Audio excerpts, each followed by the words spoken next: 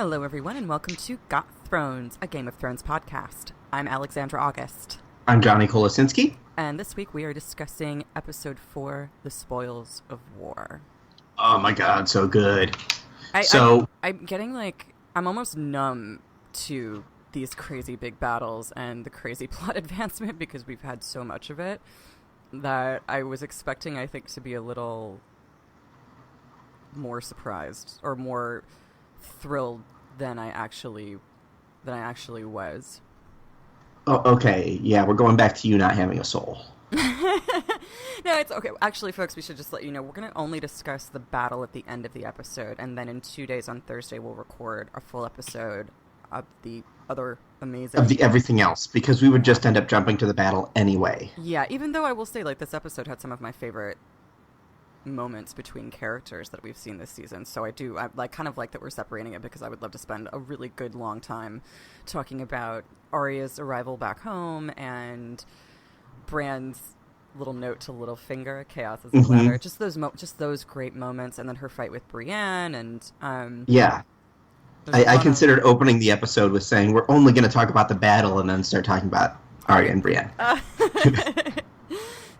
There is an interesting post on Reddit today or yesterday from a fight choreographer talking about how that would be a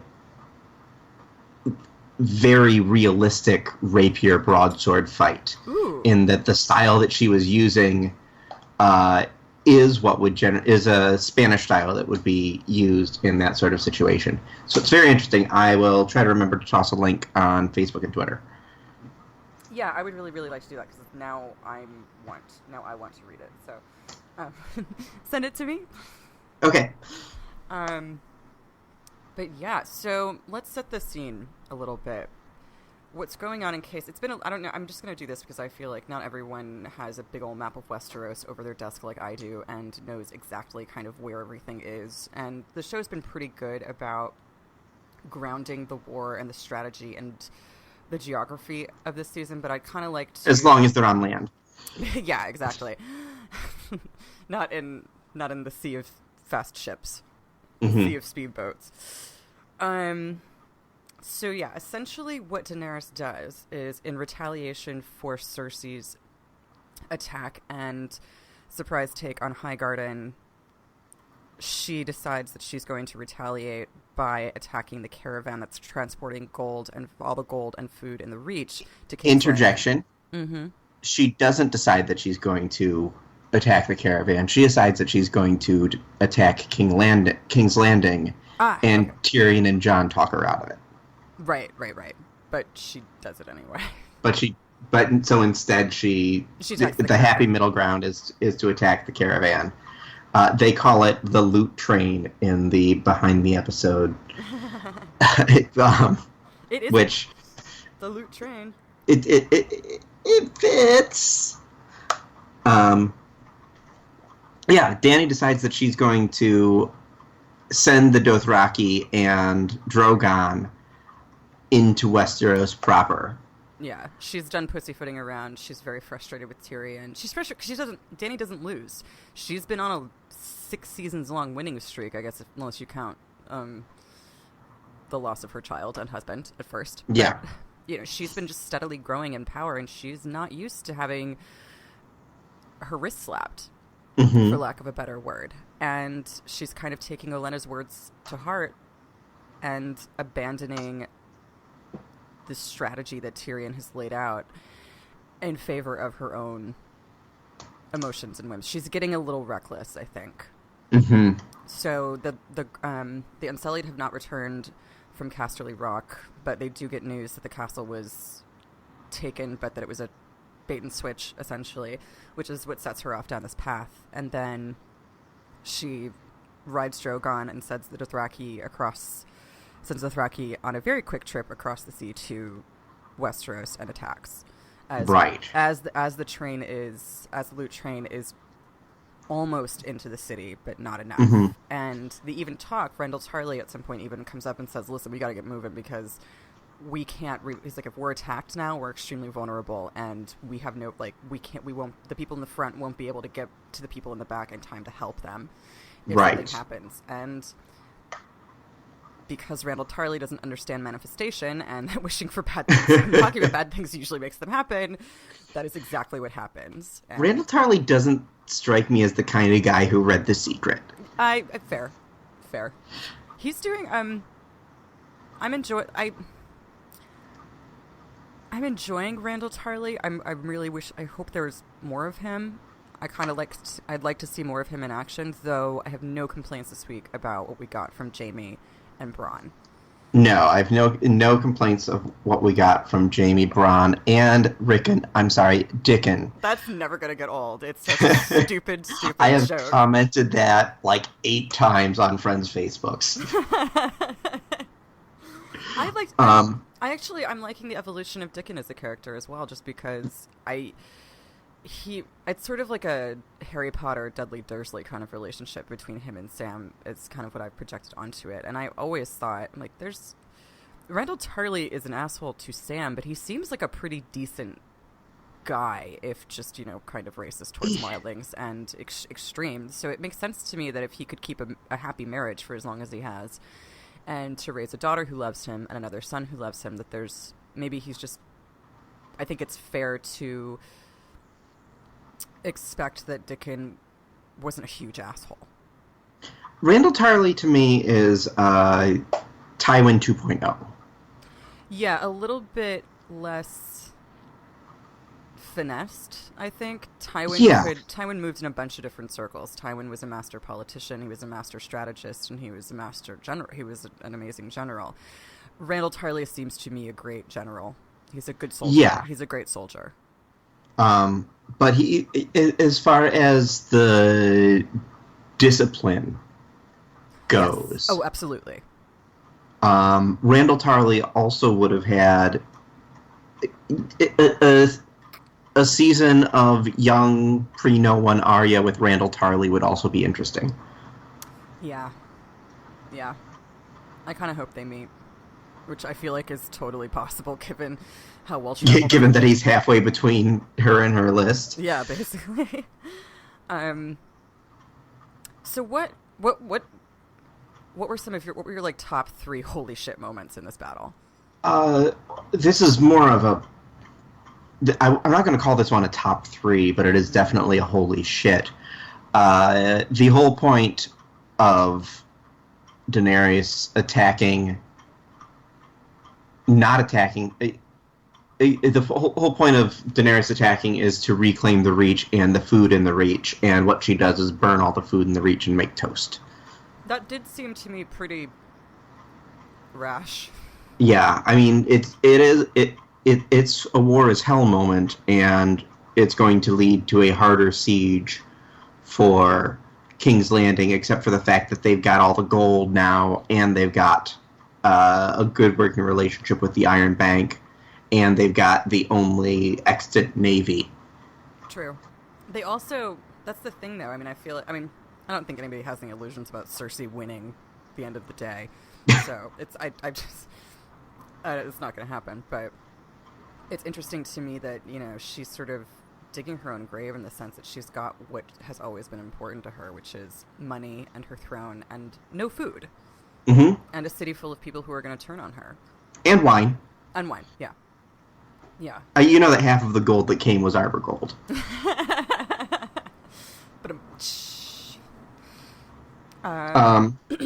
But as far as holy shit, we're finally seeing this moment. I think number 1 for me is obviously Drogon opening fire on Westeros. Yeah, seeing him fly over the army of the Dothraki as they crusaded over the hill, it just really gave me a feeling of like, this is what it must have looked like when Aegon the Conqueror rode his dragons across from Dragonstone to Westeros. Yeah. It's really calling back to those descriptions for me, and seeing him show what he can really do finally, again, since Battle of the Bastards, because this put Battle of the Bastards to shame. In terms of Dragonfire, I liked the pitched battle a little bit better in Battle of the Bastards, but neither here. That's because there were two sides fighting in Battle of the Bastards. This is true. It wasn't just... I think... Yeah, it wasn't just a huge slaughter. This episode, almost a little too much, really hammered home the point that no one wins in this kind of war. And it was ugly. It really, really was. And I think that was effective. Yes. I think we needed to see it because I think the overarching theme of this season is that everyone has to stop bitching at each other and come together, because all of these petty squabbles are just that, petty squabbles in comparison to what's happening up north. So I think this episode really, really hit the nail on the head with that one.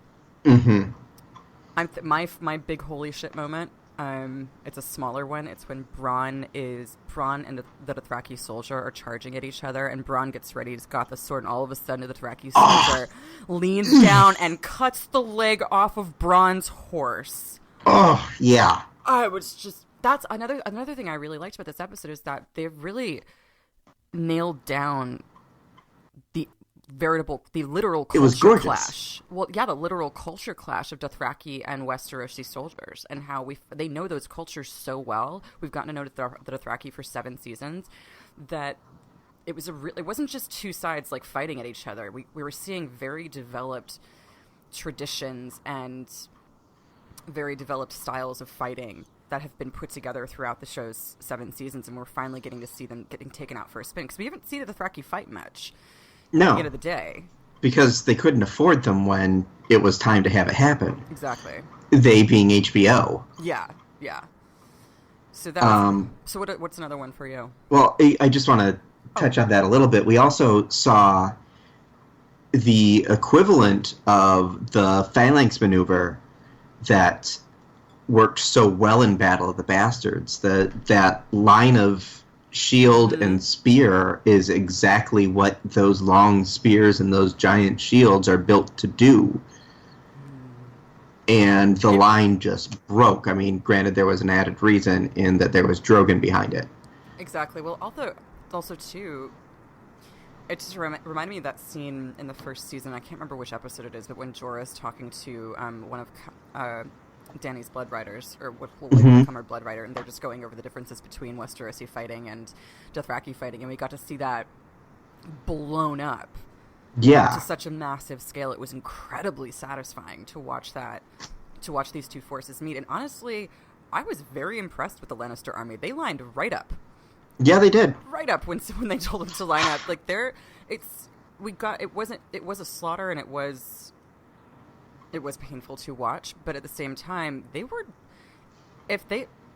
can't assume she's just going to take it. She can't assume it's going to be easy, because if they were at full strength against Dothraki, and even if Drogon was there, I think that they still could have done some damage. So the fact that if there had been some walls, if they hadn't been in an open field, MVP though for the battle has to go not to Bronn, but to whoever trains the Lannister horses. Yeah, well, I mean, the Dothraki horses legit ran through a field of fire, so... Yeah, there's that too. I think we can give MVPs to both sides on that one. So what did you like about the Lannister horses? Like, what are some examples? Just the fact that you have things like Jaime charging on a dragon. Yes. That was pretty incredible. But I think we'll get there when we get to the end of the episode. What did you think about Bronn and the Scorpion? Oh god, that was fucking great. Okay. I liked. It was believable to me that within his skill set he would do it. I loved that we finally saw him prioritize something besides money and besides himself. He did this to kill Drogon because he was seeing the utter destruction that Drogon was laying down. Bronn could have run at any point in time, and honestly, nobody would have blinked an eye. They'd been like, "Well, that's Bronn." I mean, nobody would have blinked an eye because their eyes were on fire. Yes, exactly. That melted into their skulls. So seeing him, Sandor Clegane did not hold up under this sort of pressure. Sandor Clegane would have taken one look at that dragon and, like, I don't know, killed himself, or just been like, I'm done. I don't want to live in a world where this exists. Leave me alone. It'd be great if he rode one at some point, though. That'd be dope. That's the third head of the dragon. The third head, Sandor Clegane. It's poetic justice. So, yeah, if he uses the dragon to kill his brother. Yeah, that's a happy ending. Yeah. I just imagine the mountain just, like, not even burning. He just kind of, like, explodes into a pile of goo. Everything that Kyron's done to his insides. But yeah. He starts ticking. Yeah. I forgot where I was going. Oh, the scorpion. Yeah, I thought it was minorly unbelievable to me that it was kind of implausible to me that his aim would be that good, but this is a weapon that I've only seen in The Hobbit, so I'm not going to apply too much logic to it. Yeah. And I thought it was really satisfying, though, when Drogon was like, oh, really? Yeah. Here's what I think of your little toy. Yeah. For me, the unbelievable moment was the one not on fire wagon was the G.I. Joe tank with the fold-out sides. Yeah, good point. I'll take it, as long as I can. Yeah. So that plan's done. I guess we're on to plan B. I don't know how many scorpions Qyburn can get made quickly. Yeah. Well, we know that in season 2 they learned something about mass production. Yes, they did. But that was with Tyrion. So I guess my question is, did Qyburn actually create the scorpion, or did he find it? He created it. Okay, alright. I thought it was something that he kind of found in, like, the basement of the Red Keep under a tarp or something, and it's like, oh, I'll check this out a little bit. But no, okay, so he made it. Yeah, I'll just add some extra fingers or something onto it because I'm a freaky motherfucker. I'm gonna paint some flames on the hood. Give this some flair. Is there anything he can't do? No. I mean, he grow hair. Truly is a Renaissance man for the ages. He is. He is the Leonardo da Vinci of creepy shit. I'm gonna be really, really sad if he does not make it through. Like, I'm pulling for Qyburn. Alright, so Heads of the Dragon, Tyrion, Sandor Clegane, Qyburn. In a stunning twist, Daenerys Targaryen trips over a rock and falls off Dragonstone. And who's ready to take her place? But Maester Qyburn. I'm done. I've been shipping Samaris, but now it's Kyberis. He would... Oh, no, I'm not going to go there.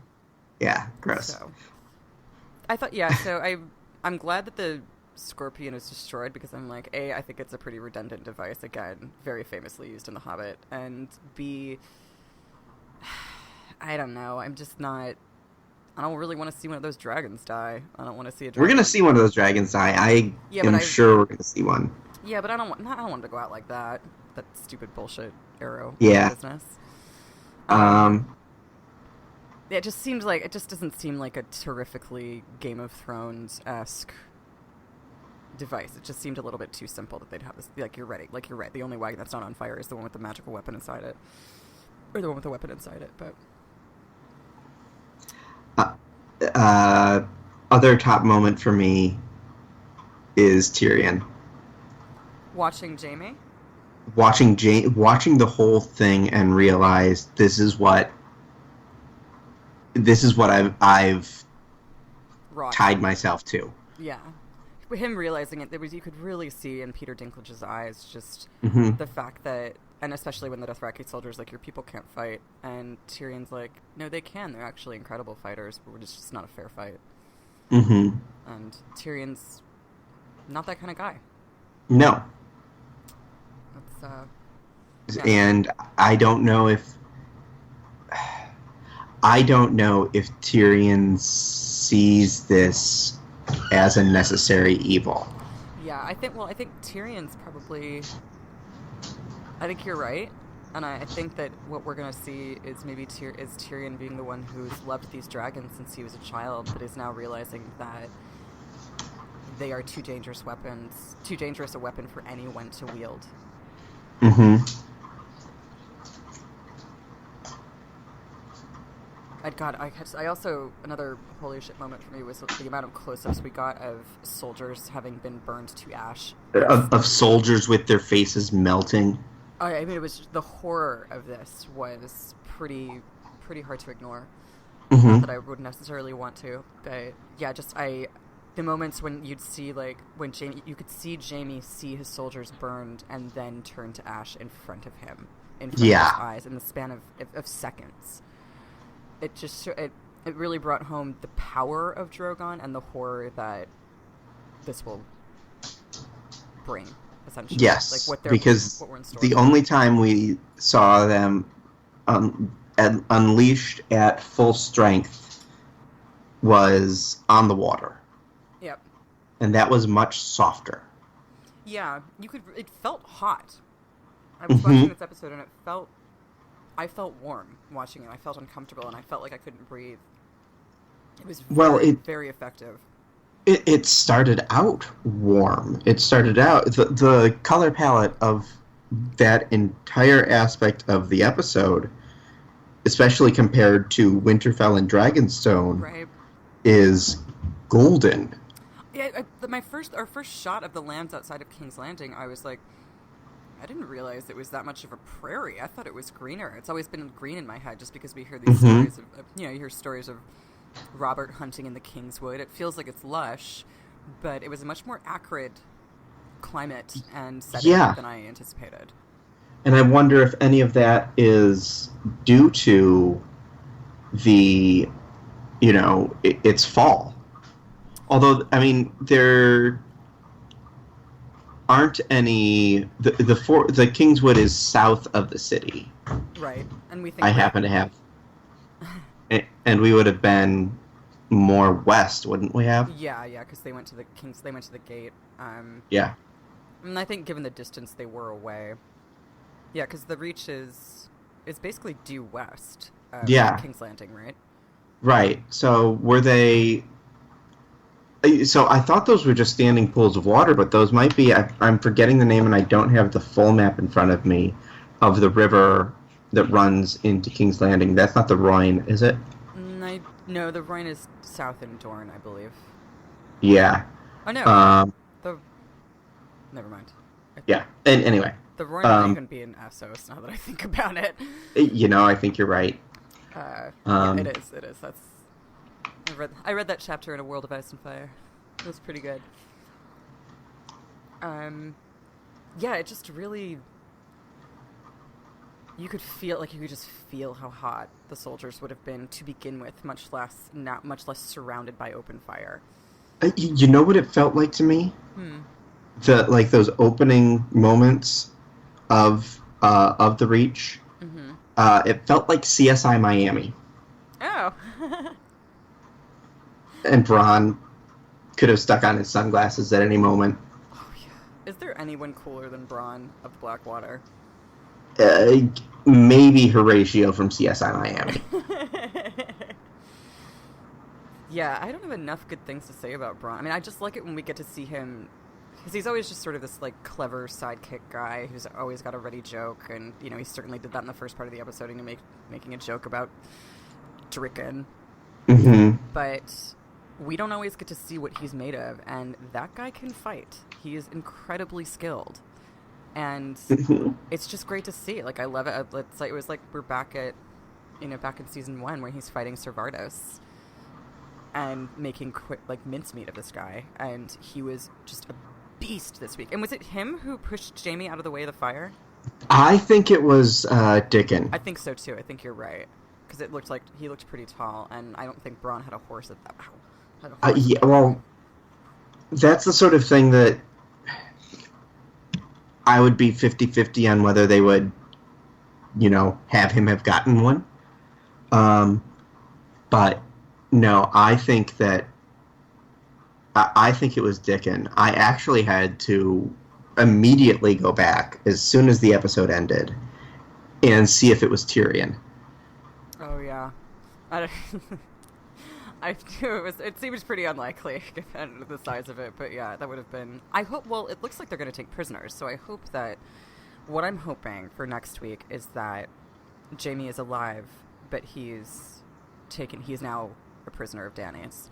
Because I loved it when they locked eyes. That was a brilliant shot. Yes. And how, like, I don't think Daenerys is rarely, if ever, faced with people trying to kill her that close and that, like, who are trying to kill her that badly. Like, she certainly had her moments of danger, but for the most part, she's pretty well protected. And this was a dude on a horse with a spear wanting to murder her. And not just... Here's why I loved that moment. Because that was Jaime being the Kingslayer once again. Yes. He was charging at a Targaryen to stab her in the back because everything was about to be on fire. Well, and like... Because she was burning them all. Oh my gosh, you're exactly right. I didn't even make that connection. And I wrote in the review that I did for Geek this week, that I just finished actually, that we've seen him just have this incredible arc, this beautiful, beautiful arc from the sarcastic playboy into someone truly humbled, and now someone who is far less, who has developed some real altruism. And will not, like, he's remembered that part of himself. He's remembered the best of himself, and he exercised it this week. And it was just beautiful, and that's what made him... That's what made him drowning, essentially, really heartbreaking. Like, I haven't really emotionally connected to the fact that he might be dead. I'm just not... We've talked about reasons why that might not be true, but if that's the way he goes, that's just so silent and sad. I will be sad if that's the way he goes, because he should have gone in fire. Or he should have seen Brienne one last time. Or he should have seen Brienne. He should have gone in fire at the age of 84. Yeah. But I think the reason I would have been happy with that being an ending for Jaime, because it does take him back to him doing what was the best thing he ever did, which was killing Aerys. Mm-hmm. And that is the fact that he did that turned his life to shit. Yeah. Because no one, even the people who recognized that it's what needed to be done, didn't give him credit for doing it. The fact is that he killed Aerys, and it's what needed to be done, and if he hadn't done it then, King's Landing would have burned. But because he did that, he had Robert's scorn, and the scorn of the nation, really. The scorn of the nation, because he was pompous afterwards and not contrite. He did not have the respect that, frankly, I think he deserved from Ned Stark. Yeah, that's never sat well with me, just because I feel like Jaime was almost like a little brother to Ned, just in terms of that dynamic. Like, it seemed to me, and also, or even a father figure like his own. I think Jaime has always sought validation from the wrong people, and really let it get to him when he didn't receive it. Yes, he deserved... He did crap things, but he deserved more than he got, which led him to doing those crap things. Would he have still pushed Bran out of a window because he still was banging Cersei? Maybe. Well, that's the thing, too. That's what's really sad about it. It's because Jaime gets no validation from those people in his life that he clings to Cersei so much. She is the only... I don't know if I completely buy that. I think that's got to be a little bit a part I think of it plays into it. Yeah, I think it's a part of it, just because I think he doesn't... It's not a healthy relationship, and he knows that, but he's stuck in it. He said as much last week. But there's also nowhere else for him to go.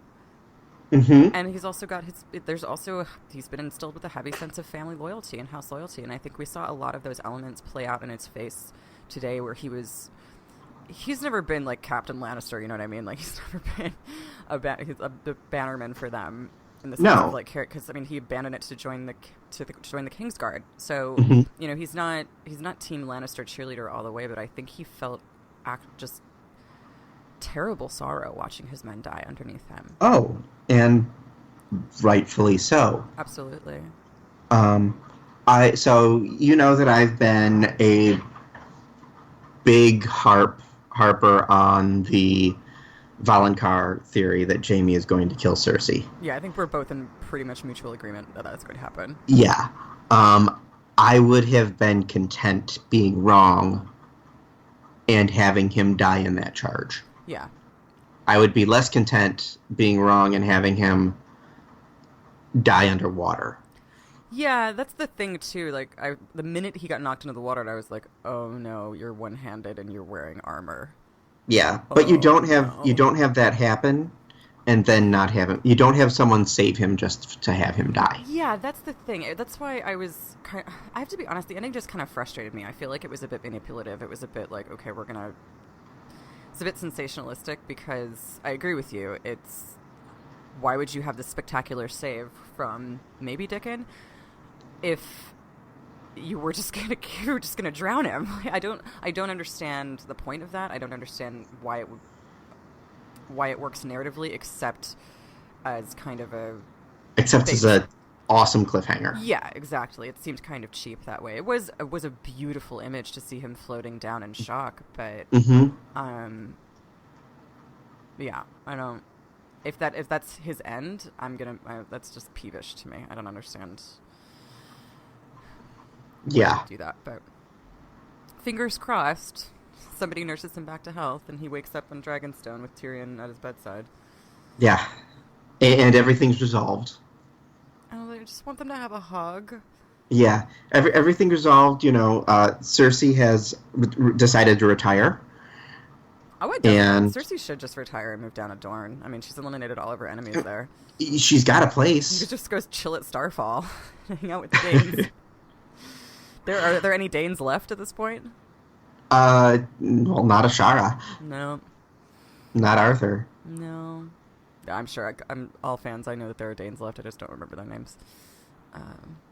So yeah. Wasn't your Twitter at one point in time Sword in the AM? Sword of the AM. I know about the 2 Danes. Yeah, the 2 that matter. The 2 that matter. So. That's what I've got on the battle, and obviously there's more to talk about in the rest of the episode. But I think we can save that until Thursday. Yeah, let's save that till Thursday, Friday morning for you folks. Let's pour one out for all of the Lannister soldiers that lost their lives today. And we don't have enough to pour out. Okay, let's pour one out for the 5 Dothraki that died. Yeah, let's pour one out for Bronze Horse. Pour one out for Bronze Horse's leg. And you know what? Pour one out for Lady Olenna. Lady Olenna again, because she deserves it. I miss her already. Yeah. So Friday morning we'll have the debate on whether it's King Jon or King Snow. That is giving me life, that entire thing. That whole exchange between him and Davos and Missandei was wonderful. And Davos just being happy as a clam because he's finally feels like he's got a good boss that he believes in. Yeah.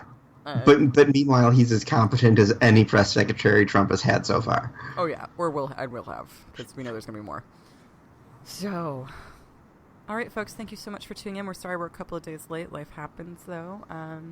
But yeah, we'll be back on Friday morning with some fun new discussion for your ear holes, where we'll talk about everything that happened at Winterfell, everything that happened at Dragonstone, Theon's return, and the preceding scenes, the battle's preceding scenes. And the 24 seconds that happened at King's Landing. Oh yeah, that. I'm fine not spending a lot of time in King's Landing. Yeah, well, so's Jaime. All right, folks, fingers crossed that Jaime Lannister shows up again next week, and we will see you Friday morning. Yep, thanks, folks. Bye. Okay. Do you feel comfortable editing it if it's just that to cut out, or do you want me to do it? Well, I thought about the fact that you would have to send it to me. Oh. So. Wait. Oh, because you're just recording your side. Right. Can I try and send it to you, and if the internet gives me a giant pain in the ass thing, then I will. Yeah. Then fuck it. All right. Cool. I'm gonna hang up, just so I can do that, because the file won't save unless we do. Anything else to talk about? Nope. All right. Okay. We're gonna Oh, hang on. I'm just looking at this. Game of Thrones director, loot train battle inspired by atom bomb, Pompeii. It's an interesting mix. Do you have Dropbox or... What's it? Google Drive's generally better. Oh yeah, let's just... Sorry, like I said, my brain's totally tonight. I'm going to put it in the Season 7 folder if you look in your file folders. You will be able to do that. Send me the link to it as well, because because I don't always have those files haven't always been easy for me to find and access. Oh, I'm sorry. No, that's not your fault. It's a stupid Google Drive thing. Okay. All right. Yeah.